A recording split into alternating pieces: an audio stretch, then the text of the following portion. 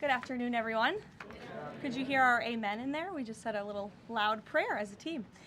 In this Holy Week, President Trump and the First Lady are joining in prayer with Christians celebrating the resurrection of our Lord and Savior, Jesus Christ. On Wednesday, the President will host an Easter lunch in the East Room with faith leaders across the country to celebrate Holy Week. With respect to the ongoing major combat operations in Iran, Operation Epic Fury is moving ahead successfully and according to plan. With each passing day, the United States military is increasing its advantage over the terrorist Iranian regime. More than 11,000 enemy targets have been struck to date, each strike further crippling the regime's offensive and defensive capabilities and creating more leverage for the United States and our allies. Compared to the start of the operation, Iran's ballistic missile and drone attacks are down by roughly 90%. The United States is also decimating the Iranian regime's navy. We have destroyed more than 150 of their naval vessels so far, including 92% of their largest vessels. The Iranian Navy has no vessels operating in major regional waterways and no ability to project naval power, which is why they've been assessed as combat ineffective. Our military continues to obliterate Iran's defense industrial base, with nearly 70% of their missile, drone, and naval production facilities and shipyards damaged or destroyed thus far, significantly reducing their ability to pose future threats in the region. U.S. and Israeli joint forces control the skies and have asserted air dominance over Iran, completing more than 11,000 successful combat flights thus far. The trend remains clear. The United States is conducting more intense, targeted strikes with devastating combat power with each passing day to destroy the threat posed by the Iranian terrorist regime, as President Trump sought out to do a month ago. It's no surprise that we are seeing the remaining elements of the regime become increasingly eager to end the destruction and come to the negotiating table while they still can. Despite all of the public posturing you hear from the regime and false reporting, talks are continuing and going well. What is said publicly is, of course, much different than what's being communicated to us privately.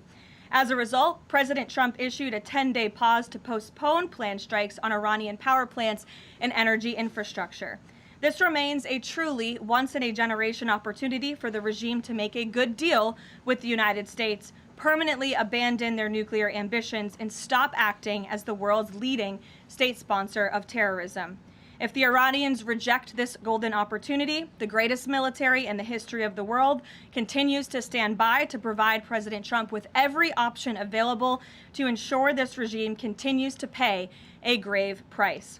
One way or another, Iran will no longer have the credible ability to threaten the United States or our allies, which is, of course, the overall objective and mission the president set out when he launched Operation Epic Fury. Unfortunately, even as President Trump is working hard every single day to protect the United States from foreign enemies, Democrats on Capitol Hill have failed to do the same here at home by keeping the Department of Homeland Security unfunded. Over the past 6 weeks, Democrats in Congress have pushed our air travel system to its breaking point and inflicted massive pain on Americans with their reckless political games. 500 TSA officers quit their jobs. Thousands more were calling out sick at record rates due to the lack of pay. This resulted in security wait times exceeding 3 hours at major airports across the country, creating nightmares for millions of Americans. Overall morale among TSA staff plummeted as well, all of this creating an unacceptable heightened security risk.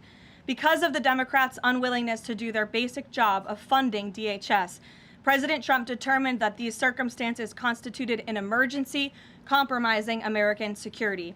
That's why last week he accordingly signed a presidential memorandum directing the Secretary of Homeland Security to work with the Director of the Office of Management and Budget here at the White House to use those funds with a reasonable and logical nexus to TSA operations to provide TSA employees with the compensation and benefits that would have accrued to them but for the Democrat-led DHS shutdown. This bold and necessary action by President Trump will ensure our TSA workers receive their hard-earned paychecks. It should not have come to this point, but President Trump will always do what's right by the American people, and he found a way to do that to get TSA paid. Ensuring that these federal workers who perform critical public safety responsibilities can feed their families, pay their rent, and show up to work is something the president was honored to do. But this moment should be an eye-opening one for the American people. Let's be clear about what is happening. Democrat members of Congress are more than happy to put your safety at risk because they oppose the president's and his administration's efforts to enforce our nation's immigration law. Democrats refuse to fund ICE because they want millions and millions of illegal aliens to pour into the country just like they were under the Biden administration.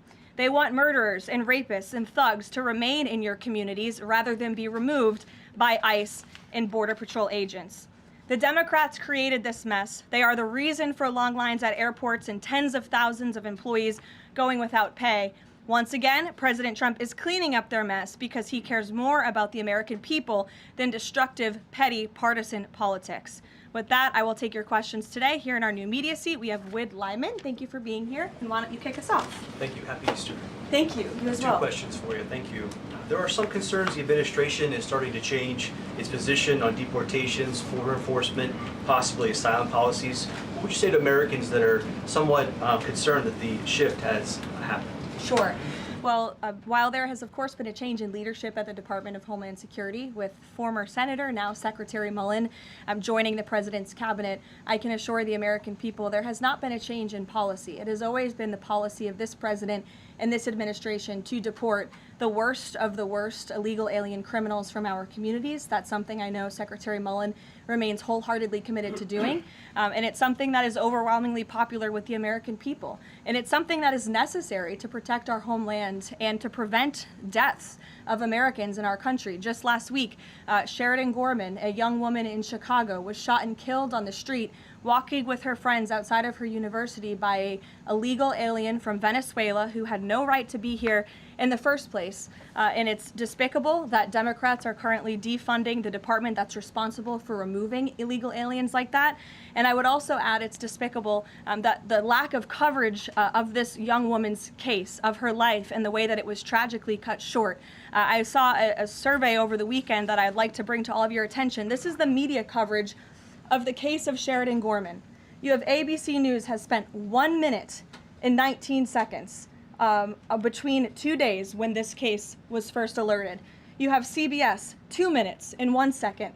You have NBC 23 seconds spent on the life of a young, beautiful American woman whose life was taken short by an illegal alien who should have never been here in the first place when we are in the middle of a battle on Capitol Hill with a major political party, the Democrat Party, who wants to defund the agency that is responsible for protecting Americans. I think her life was worth more than 23 seconds on cable television, and I think the people in this room have a responsibility to report on cases like this because it just exemplifies why the president believes so strongly in deporting illegal aliens from our communities. And thank you for the question. Dasha, go ahead. Karoline, I have two questions, one on Iran and one on DHS funding. On Iran, the president has said that the administration is talking to a new and more reasonable regime. How confident are you that they are legitimate and have enough grip on power? Marco Rubio said earlier that he's not sure and it's not clear whether they will be in power. So are you also talking to other factions? As the president is trying to make a deal, how do you ensure that you're making a deal with the people who can actually implement it? Well, that's part of the ongoing process that's taking place and the ongoing negotiations. Of course, anything that they say to us privately will be tested, and we will ensure that they are being held accountable to their word. And if they are not, the president has laid out the military consequences that the Iranian regime will see if they don't hold true to the words that we are hearing privately behind the scenes. When the president says more reasonable, again, these folks are appearing more reasonable behind the scenes privately in these conversations than perhaps some of the previous leaders who are now no longer on planet Earth because they lied to the United States and they strung us along in negotiations, and that was unacceptable to the president, which is why many of the previous leaders were killed. So again, this is another historic opportunity for Iran to do the right thing, to rid themselves of their nuclear ambitions and to come to a deal with this president and the administration. Or again, they will see the grave consequences of the United States Armed Forces, which they are continuing to see every day throughout this operation. On DHS, how long can the administration keep paying TSA without action from Congress? And not to be hyperbolic, but given the the airports were really the pain point that was pushing both sides to talk to each other. I mean, do you see a way for DHS to reopen? Is it possible that this keeps going through the midterms? Well, we certainly hope so. I mean, of course, the president just can't keep signing presidential memorandums and proclamations every time Congress fails to do its job, and every time Democrats are holding our entire country hostage, picking and choosing which programs and agencies they want to fund just because they don't like this administration's policies. That's not how it's supposed to work. They voted 7 times against funding DHS over partisan and political reasons. And so, again, the president has stepped in to do the right thing at this moment in time, but the president is also encouraging Congress to come back to Washington to permanently fix this problem and to fund and reopen the Department of Homeland Security entirely. Caroline. Stephen. Thank you, Caroline. 2 questions, one on TSA, one on Iran. On TSA, for ordinary Americans watching the briefing, how long until everything goes back to normal at airports after the president's action? And then on Iran, on the time frame, President Trump initially said about 4 weeks. Secretary of State Rubio on Friday reportedly said it might be another 2 to 4. Is 2 to 4 the current ballpark that the administration is thinking? With respect to the timeline, again, the President, Commander-in-Chief, the Pentagon has always stated 4 to 6 weeks estimated timeline for Operation Epic Fury. We're on day 30 today, so again, you do the math. On how much longer the Pentagon needs to fully achieve the objectives of Operation Epic Fury, which I will reiterate: destroy the Iranian Navy, destroy their ballistic missiles, dismantle their missile and drone production infrastructure, significantly weaken their proxies throughout the course of this operation, and then, of course, preventing Iran from ever obtaining a nuclear weapon. To your first question, Stephen, about TSA and airports, nothing will be truly normal again until Democrats do the right thing to fund this agency fully. Again, the president has stepped in the meantime to do what's right to end this crisis that we've had at air travel and at airports across the country in the meantime. But again, Congress needs to come back. Democrats need to fund the Department of Homeland Security so we can formally and fully get these great employees paid long into the future. Jonathan. Thanks a lot, Caroline. 2 questions regarding the financial costs of the war. Back during the Persian Gulf War, 1990, 1991, Arab countries paid for the vast majority of the cost of the war. Kuwait, Saudi Arabia, the UAE. Who's paying for the cost of this war? Will those Arab countries step up to do just that? Well, I think it's something the president would be quite interested in calling them to do. I won't get ahead of him on that, but certainly it's an idea that I know that he has and something that I think you'll hear more from him on. And then secondly, the cost of diesel is averaging at $5.38 a gallon right now. What's the message from the Trump administration to truck drivers who are dealing with those high fuel costs right now? Again, we understand, we hear you, we see you. We are fully tracking this short-term fluctuation in oil and in diesel prices. And that's why the president and the administration have continually announced robust actions to provide stability in the global energy market. As you know, political risk insurance, one of those actions, allowing countries to purchase sanctioned oil just to increase the supply. In the meantime, we've worked to release 400 billion barrels of oil and refined products as well. We issued the 60-day Jones Act waiver.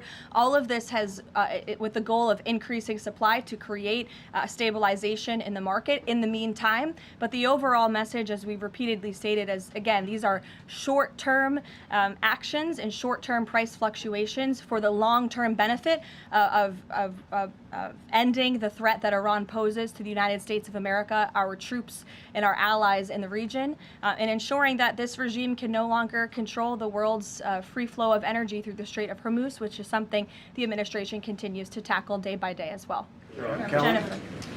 Just 2 questions. Which Jennifer? I'll go to both of them.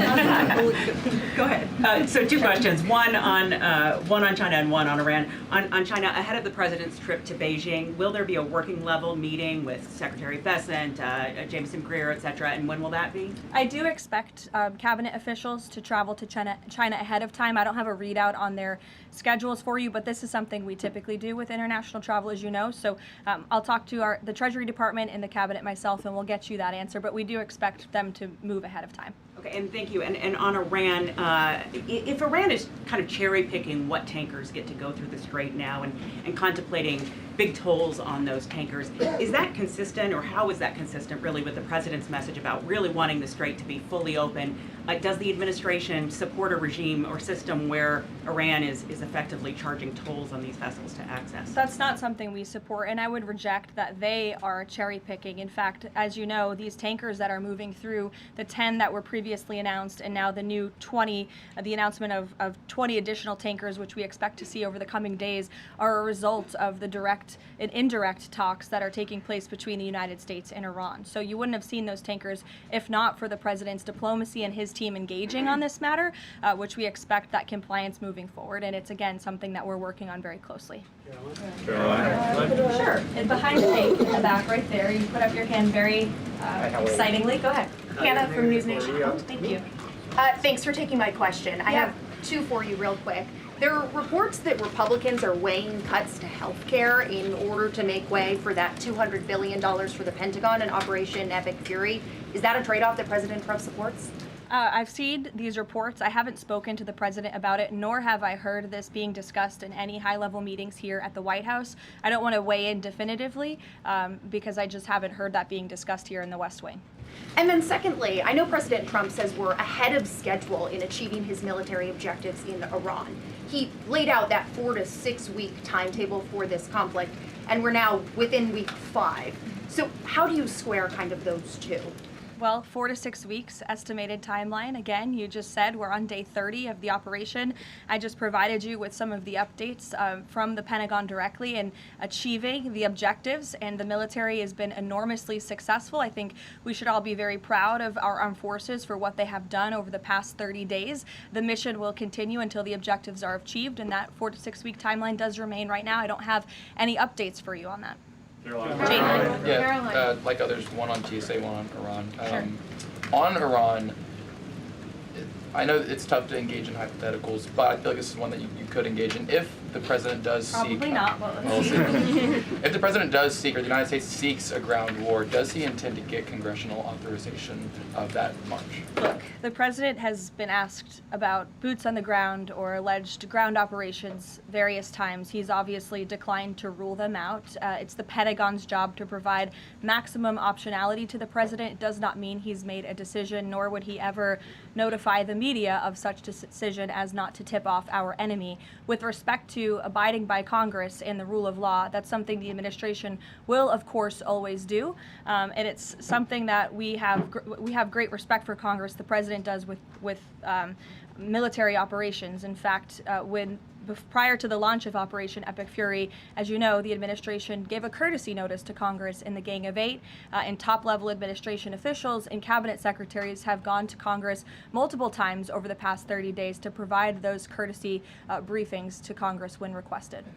TSA quickly, I've been asked by multiple Trump supporters that have said, given the fact that the president on that Friday gave that memorandum informing DHS to pay TSA workers, I know there's a lot of negotiations involved in a shutdown of this size.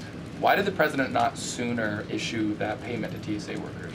Well, it's because of the Democrats voting 7 times against reopening the Department of Homeland Security that we came to a place of an existential crisis. I mean, you saw the lines at various major airports across the country, American travelers really paying the price for Democrats' partisan games. And so the president worked with his legal team here at the White House and the Office of Management and Budget to find a solution to take care of the emergency that we were seeing in air travel across the country. And it's because of the president that TSA agents are being paid. But again, he's calling on Congress to do the right thing, to come back to Washington and to fund and reopen the Department of Homeland Security fully. Sure. Hi, Lindsay Ellis from the Wall Street Journal. I'm trying to square the 4 objectives laid out by the administration with the goal of reopening fully the Strait of Hormuz. Would President Trump declare victory and wind down military operations if the 4 objectives are met, but still passage remains quite slow through the strait? Look, as I've said repeatedly and as the president has laid out, the objectives of Operation Epic Fury are as follows: destroying the Iranian Navy, destroying their ballistic missiles, dismantling their defense industrial infrastructure that produces those weapons that have long threatened the United States and our allies, and then, of course, preventing Iran from ever obtaining a nuclear weapon. The full reopening of the Strait is something the administration is working towards, but the core objectives of the operation have been clearly defined for the American people by the Commander-in-Chief. Garrett. The president posted this morning about, his threat that on leaving Iran, he said we might blowing up and completely obliterating all of their electric generating plants, oil wells, Harg Island, and possibly all desalinization plants. Under international law, striking civilian infrastructure like that is generally prohibited. Why is the president threatening what would amount to potentially a war crime with the U.S. military? And how do you square that with the administration repeatedly saying that the U.S. does not target civilians? Look, the president has made it quite clear to the Iranian regime at this moment in time, as evidenced by the statement that you just read, that their best move is to make a deal, or else the United States Armed Forces has capabilities beyond their wildest imagination, and the president is not afraid to use them.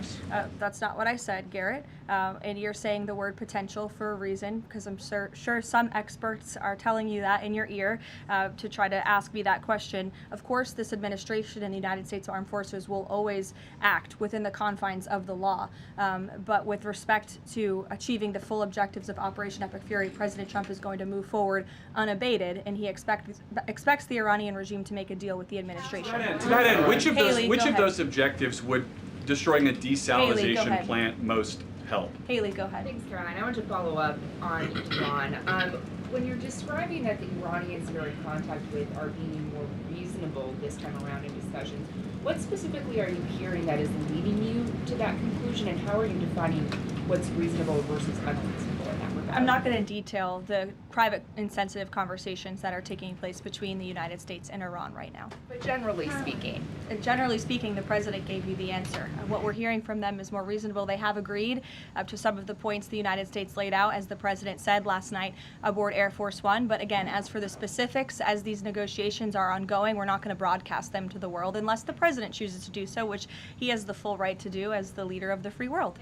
Caroline. On Cuba, the president threatened to tariff any country that would send oil to Cuba, but now the U.S. is letting this Russian tanker to Cuba. Is this a policy change, or is he willing to let more tankers into Cuba now? This is not a policy change. There has not been a formal change in sanction policy. As the president said last night, we allowed this ship to reach Cuba in order to provide humanitarian needs to the Cuban people. These decisions are being made on a case-by-case basis. And as the administration has said, Cuba's non-functional economy cannot be fixed unless they undergo dramatic political and leadership change. But there has been no formal change with respect to sanction policy. So you could expect more tankers to go to Cuba? Again, these decisions are being made on a case-by-case basis right now. Thanks, Caroline. You addressed this a little bit in the opening, but just to follow up, because Americans are sort of seeing these conflicting messages between the United States and Iran. I know the president insists that negotiations are underway. As you just mentioned, he's also said that Iran has agreed to most of the 15 points. We just heard from Iran again. They're saying no negotiations are taking place. They're calling the proposal excessive, unrealistic. So how do you square that? How do you explain that discrepancy between the two? I think the American people are smart enough not to take the word of a terrorist regime that has chanted death to America for 47 years at their word. And I hope the journalists in this room are wise enough not to take an Iranian regime that has repeatedly lied about our country, about our values, about everyone in this room, frankly, for nearly 5 decades. So I think the American public are smart enough to understand that. And just to follow up on the objectives, you've laid them out, but I know the president has set a deadline for April 6th in just 1 week. What does the president need to see to not move forward with those strikes by April 6th? Well, I think he said it in his Truth Social post this morning. He wants to see a deal over the next 10 days. That timeline is waning, several days left, and we'll see. I won't get ahead of it. We'll see what happens in the end of the 10-day period. Caroline, thank you. One on Iran, one on the shutdown. The president continues to say the U.S. is in conversations with a more reasonable regime, but there are now hundreds of U.S. Special Operations Forces, including Navy SEALs and Army Rangers in the Middle East, as well as thousands of other troops already deployed. So is he trying to end or intensify the conflict? President is focused on achieving the objectives of Operation Epic Fury. With respect to forces that are on the ground in the Middle East, it's the job of the Pentagon to create maximum optionality for the Commander-in-Chief. It does not mean the President has made any additional decisions. Again, he remains focused on ensuring that the Pentagon continues to achieve the objectives of the operation that was launched 30 days ago, and we're well on our way to doing that. So if an American sit at home hearing him say, I want to talk, but I keep seeing them send troops to that region, what are they to make of what's going on? There's two tracks here. The President has always said that diplomacy is his #1 option and priority. Again, he tried earnestly, in good faith, to engage in diplomacy with the Iranian regime prior to this operation being launched in the first place. He wanted to strike a deal, and he sent his top negotiators to do so. They spent extensive amount of time and effort trying to strike a deal, and unfortunately, the previous regime, again, many of those leaders no longer with us here on Earth because they faced the consequences of the United States military. So if there's ever a chance for a deal, again, the President is open to listening, but it does not deter him from focusing on the military objectives that he set out 30 days ago and that our military is continuing to achieve day by day. On the shutdown, he signed the national emergency order last Thursday, making sure TSA officers will be paid. There's still other civilian DHS employees, however, who are not being paid. Yes. Will he sign something similar to ensure they also get paid? Look, the President will always look into ways that we can make sure that the American people are being taken care of and doing what's right by the American people. But again, it's ridiculous that the President even has to go to the length of working with the legal team and the Office of Management and Budget to identify these funds. It is the job of Congress to fund these agencies. And Democrats in Congress have voted 7 times against funding the Department of Homeland Security. Congress should come back and they should get it done. The President, again, made the decision to prevent this existential crisis we were seeing at our nation's airports across the country that was only going to get worse, and that's why he wants Congress to do his job. Thank you, Caroline. Since you mentioned I'll go to you as well. Okay, you're welcome. Since you mentioned Easter and prayers, I wanted to ask you about something the Pope said yesterday. So Pope Leo said yesterday, and I quote him, "God does not listen to the prayer of those who wage war." Can you comment on that? I think our nation was a nation founded 250 years ago almost on Judeo-Christian values, and we've seen presidents, we've seen the leaders of the Department of War, and we've seen our troops go to prayer during the most turbulent times in our nation's history. And I don't think there's anything wrong with our military leaders or with the President calling on the American people to pray for our service members and those who are serving our country overseas. In fact, I think it's a very noble thing to do. And if you talk to many service members, they will tell you they appreciate the prayers and support from the Commander-in-Chief and from his cabinet. Caroline, thank you. President Trump told the New York Post that a response is coming shortly to Tehran attacking Israel's largest oil refinery. Is there a timeline on that? Is that tied to the success or not of the negotiations? I don't have any updates for you on the President's comments. Some consider the IRGC in control of Iran. Well, look, as Secretary Rubio said today, the leadership is very fragmented. We have really neutered their intercommunication systems, and that's part of this process of diplomacy to continue figuring out exactly who's in charge. I know they appointed a new Ayatollah, haven't seen or heard much from him, and so that's part of this diplomatic process that's underway right now. I'll take a few more. Solon. Thank you. You listed the described humanitarian reasons for allowing that oil tanker to reach Cuba. Just to clarify, why was the administration okay with Russia sending that oil to Cuba and not other nations? Look, again, this was a decision. It'll continue to be made on a case-by-case basis for humanitarian reasons or otherwise, but there's been no firm change in our sanctions policy. President Sheinbaum of Mexico also said that Mexico is exploring different ways to restart some of those shipments to Cuba. Is the administration okay with that at this time? Again, there's been no change in our sanction policy. We still reserve the right to seize vessels if it's legally applicable that are headed towards Cuba and that violate the United States sanction policy. But of course, the President and the administration also reserve the right to waive those seizures on a case-by-case basis. And to clarify, just any more Russian oil tankers going to be allowed to reach Cuba at this time? Again, I know you say case-by-case, but for the case of Russia, is it pretty much green light right now? No, that's not what I said. It's a case-by-case basis. Sure, Jeff, go ahead. Switching topics, the president has always attended CPAC. He did not this year. Why did he not attend, and does he believe CPAC is becoming less relevant? No, I don't think he believes that at all. In fact, he loves CPAC and has a very good relationship with the great people who run it, Mercedes and Matt Schlatt. It was just simply for scheduling purposes this year, with it being in Texas. It was best for the president's schedule and what he has on his plate right now not to go. Carolina. Michael. Thank you, Caroline. If and when Michael. a deal is finalized with Iran, how does the U.S. provide protection to who it's negotiating with to ensure that they can carry out the president's peace plan? Again, that's something I'm sure our national security team is discussing. I don't have anything for you on that today. On the ballroom, can you tell us more about this massive military complex underneath the president's new ballroom?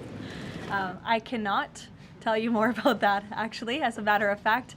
However, the military is making some upgrades to their facilities here at the White House, and I'm not privy to provide any more details on that at this time. Go ahead. Reagan. Thanks, Caroline. Question on the Middle East and then a question on Antifa. Netanyahu said Sunday that Cardinal Pizzaballa will be able to hold services for Palm Sunday in the Church of Holy Sepulchre after he was initially blocked by Israeli police. Did anyone from the administration or the president call over to Israeli officials to assist the cardinal in this? Yes, I did speak with Secretary Rubio this morning, and we did express our concerns with Israel with respect to these holy sites being shut down. We want worshipers to be able to access these holy sites. Of course, safety is a top priority, but we understand Israel is working on those security measures to reopen the sites throughout Holy Week, and that's something that we're appreciative of. Antifa. Sure. In Texas, 9 people have been convicted by a federal jury on domestic terrorist charges connected to Antifa. The White House has previously indicated that you guys are investigating Antifa, who's funding them, who's leading them. Can you provide an update on how that investigation is going, and do you think we're going to see more charges against people connected to Antifa? Well, I do know that there was an entire task force that was set up, an interagency task force to focus on the threat of Antifa, which, as you know, Reagan, this president declared a domestic terrorist organization, rightfully, and we will continue to look into it. I don't have any updates on those specific investigations, but I'd be happy to have my team get those over to you today, as this continues to be of the utmost importance to the president and his domestic policy agenda. Caroline, JJ. On one question on landmines, there's been some reporting that American-made landmines have been spotted on the ground in Iran. Did President Trump sign off on using U.S.-made landmines in Iran? I don't have any comment on that report today. Caroline, whether they're being used at all? I don't have any comment on that. Karen. Two on DHS. You said that the president is encouraging Congress to come back to D.C. You also said yourself. How has he done that? Has he told leadership that they should cancel recess and come back? He said it repeatedly. I think you recall. He said that he'll host a big Easter dinner here at the White House if Congress will come back and fight the Democrats on this issue, which we should do, because, again, the Democrat Party is in the wrong here. They have voted 7 times against funding the Department of Homeland Security, which is completely egregious with everything we have going on in the world. And these brave men and women who serve DHS deserve to get their paychecks. The president wants to see that happen, and he wants Congress to come back to get it done. On the paychecks, Caroline.